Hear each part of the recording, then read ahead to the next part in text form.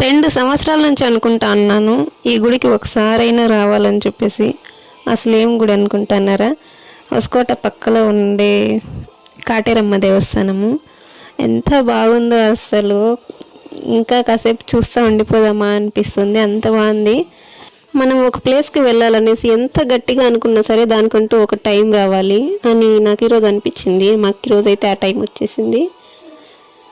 నేనైతే దేవుడికి హారతి ఇస్తా ఉన్నా. ఈ అమ్మవారికి పెద్ద విగ్రహము, ఇంకొకటి అయితే కడతా ఉన్నారు. 108 అడుగుల విగ్రహం అంట కడతా ఉండేది. చాలా బాగుండదు.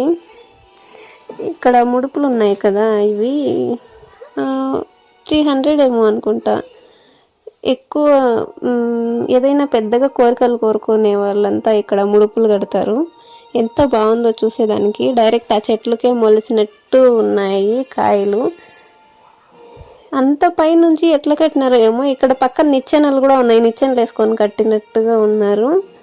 మేమైతే ఏమీ కట్టలేదు, మేము అమ్మవారిని మొక్కుకున్నాము అంతే, చాలా అనిపించింది. అదో మా అబ్బోడు ఉన్నాడు కదా పరిగెత్తేదానికి, ఇంకా కాసేపు ఉందామా అనిపించింది, అంత బాగుంది.